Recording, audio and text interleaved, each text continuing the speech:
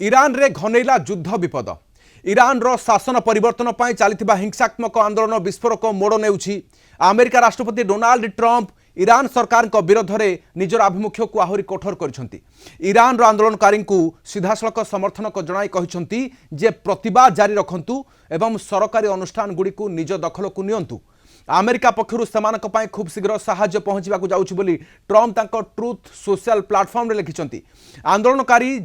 आंदोलन जारी रखा ट्रंप का समर्थन पर एवं आंदोलनकारी मनोबल आहरी बढ़ी। सेपटे ईरान स्थिति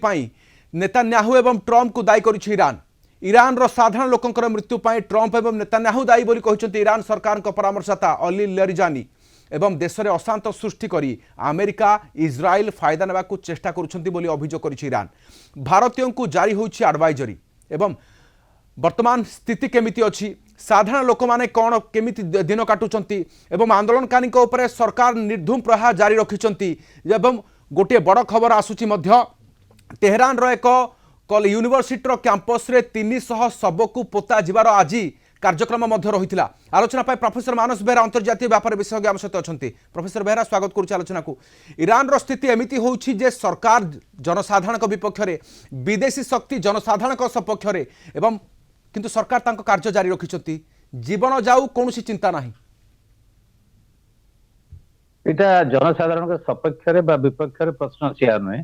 प्रश्न हूँ गोटे देशर समस्या को लेकिन जनसाधारण आंदोलन करुला बेले विदेशी शक्ति जाइए उस्कौची और सरकार परिवर्तन आह्वान दूची। इटा समग्र विश्वर जो श्रृंखलित व्यवस्था ताकू ध्वंस आड़ को टाणी नौ ट्रंप नेतृत्व में। आम तो आपण चैनल यहाँ बारंबार आलोचना कर आज नुआ डेभलपमेंट है कतार, ओमान और साउदी अरब ये तीनोटी राष्ट्र कूटनैतिक स्तर में अमेरिका उपर चाप पकाउछंती आक्रमण न करिया। एपटे अमेरिका आक्रमण संभावना अधिक बढ़ी जाइए कारण कतार ऑल आयदा बेस रु अमेरिका को लोक मान को हटई दिखाई।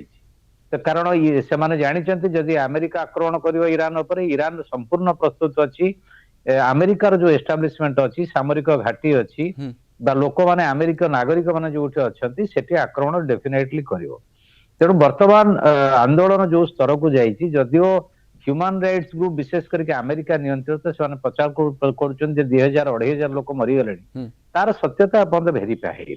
तेणु गोटाए कथा हूँ गोटे आंदोलन जो तिष्ठि रही दीटा जिन दरकार गोटाए हूँ नेतृत्व आ गोटा हूँ संगठन। ये जो जनसाधारण नेतृत्व विदेशी शक्ति सहायता तो अच्छी मनोबल देश में वर्तमान जो नागरिक माने जो माने रास्ता को ओह्लाई से मनोबल विदेश में रही आका देउछंती। तेबे यह सरकार घातक कि ये मोड़ नेब कि गोटे गृहयुद्ध परिस्थिति बा शीतल युद्ध हेउ अबा कौन खोलाखोली युद्ध हेउ पूरा अस्थिरता सृष्टि करने को ट्रंप चाहते गृहयुद्ध करने को चाहते किंतु गृहयुद्ध करने अस्त्र शस्त्र दरकार जनसाधारण पाखे जोटा अमेरिका डायरेक्टली जोगे पारे। अमेरिका सामरिक आक्रमण कर इज्राएल गोइंदा संस्था माध्यम प्लान होची अस्त्र शस्त्र जोगेब किंतु लोक माने जो अर्थनैतिक आंदोलन आरंभ करते भितर विभाजन आरंभ है। जदियो से माने खोमेनी सरकार पर असंतुष्ट एवं सरकार परिवर्तन चाहूंती चाहबार यथार्थता अच्छी ये सब ठीक अच्छी किंतु आपको अधिक जटिल हिंसात्मक एवं दिशाहीन कर दौरान ट्रंप रणकौशल। तेणु बर्तमान अमेरिका यदि आक्रमण करे जो उद्देश्य से आंदोलन करते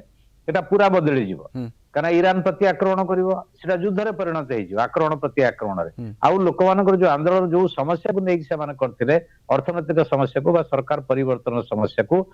सीटा आउ रही एक अमेरिका जानी से अपेक्षा करुच्ची ट्रंप मेसेज दौरान तुम आंदोलन जारी रख सहर दखल कर आम साहाय्य पठाऊ साहाय्य केते पठेब आउ केते हजार लोक माले साहाय्य पठेब। तो प्रश्न हूँ सी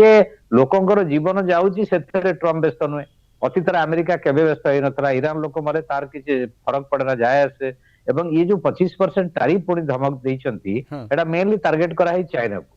तो चाइना डेफिनेटली सपोर्ट करिवो ईरान को डायरेक्ट न कले इनडायरेक्ट करिवो। रशिया मध्ये स्पष्ट कहिछि जे बाह्य शक्ति जी भी थाउ ना कहीं जहाँ भी हस्तक्षेप हो ना कहीं आमर ईरान सहित वाणिज्यिक कारोबार जारी रहिबो एवं बायलेटरल ट्रेड एग्रीमेंट मध्ये जारी रहिबो। तेणु ये जो 2 दिन डेवलपमेंट रे हम विश्लेषण करिबा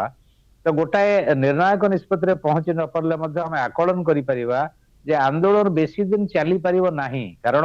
से किंतु 18 दिन तो होई गला सर रेजा प्रथमे पहलवी प्रथमे लागुतला जे गोटे दुई दिन बोध हुए ये विषय होई पारे आंदोलन थमी पारे किंतु लगातार भाव में ये 18 दिन बीतिलाणी सर गोटे पटे ट्रम्प कहउचंती जे जनसाधारण को मनोबल जोगाइबा भली गोटे स्थिति अन्य पटे जेउ देश ईरान को सहाय्य करिवो ता विरोध रे अन्य एक उपाय वास्तव में सर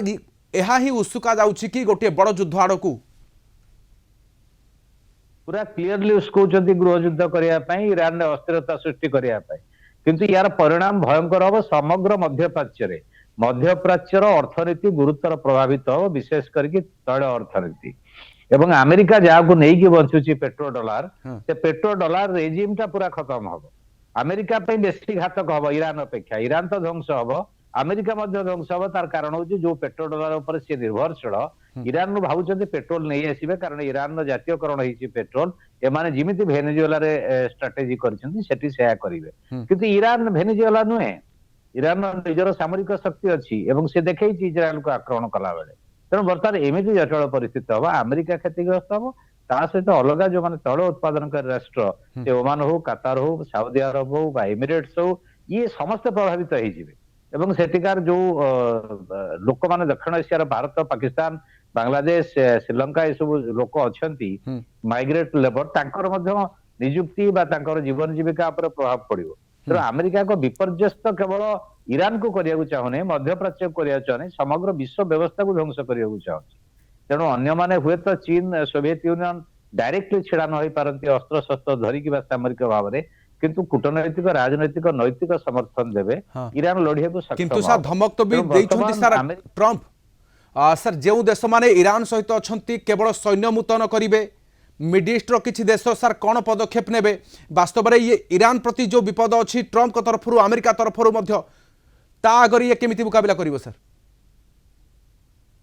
नहीं अमेरिका आक्रमण करिवो इजराइल आक्रमण संपृक्त हम जदि अमेरिका आक्रमण ये अमेरिकार समग्र मध्यप्राच्य गुड़ाए जगार प्राय 100 रु ऊर्ध सेंटर अच्छी सामरिक केन्द्र अच्छी बेसामरिक केन्द्र अच्छी ताकू टार्गेट करिवो ईरान से अमेरिका लोक प्रथम कातारू हटे आनी अलग जगह हटेब से जाना जे आक्रमण निश्चित हम द्वितीय कारण हूँ ये जो रेजा पेहलवी एत एक्सेप्टेड लीडर नुहे फेमेनी बदल गोटे विकल्प नेतृत्व सी लॉजिकल कनक्लूजन नहीं जी सरकार भांगी एमती हवा संभावना बहुत कम एवं तृतीय कथा हूँ जातिसंघ आज जातिसंघ प्रतिनिधि ईरान से कहते सिक्यूरीटी काउंसिल आवेदन कर अस्थिरता सृष्टि कर ट्रम्प तेणु इंटरनेशनल लेवल को नब जदिव ट्रम्प से व्यतिव्यस्त नुहति किंतु अमेरिका भितर तीव्र विरोध है कारण अमेरिकार जो ग्लोबल इमेज विश्वस्तरीय छवि अति निम्नगामी हो गला ट्रम्प तो गला किंतु ट्रम्प से व्यस्त नुहति कारण सी तो क्रिटिकल मिनरल दरकार पेट्रोल दरकार डीजेल दरकार संपद दरकार से छवि खराब हम अमेरिकार छवि खराब हम से व्यस्त नुहति से निज देशर असंतोष को डाइवर्ट करने चाहते युद्ध करने चाहते तेणु बर्तमान देशर जो नागरिक माने ईरान रे अछंती सेमानको मध्य एडवाइजर जरिया जारी करा जायछि पर कि भारत मध्य करिछि सर ये खूब शीघ्र सर केते फलप्रद सर केते सुरक्षाप्रद जे देश छाड़िबे जल्दी नहीं भारत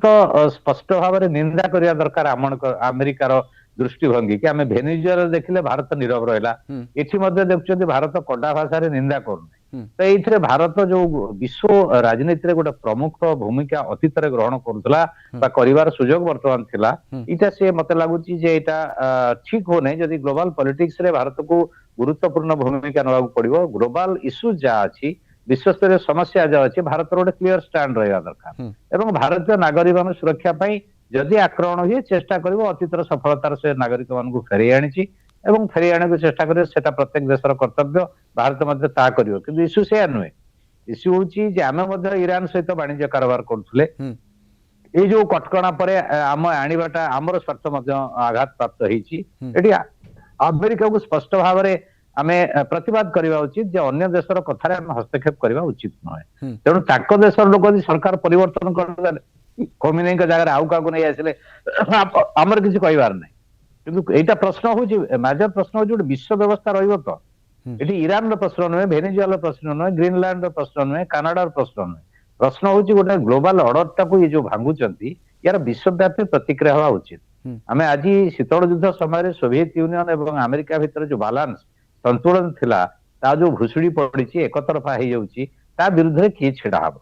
अमेरिका प्रतिक्रियाशील कहीं होउची तार कारण होची जो पेट्रो डॉलर रेजिम ता सरिया को जाउची बिना डॉलर रे ईरान तेल तैल सर कारोबार लास्ट करूची। रिएक्शन ये लेबे होला आपण प्रथम। करो सर ए पर्यंत अमेरिका कोनसी खोलाखोली युद्ध करी नाही किंतु धमक हेची सा होई पारे कि स्थिति आगु को जटिलता आड़ को जाई पारे कि ऑलरेडी जटिल हो गलानी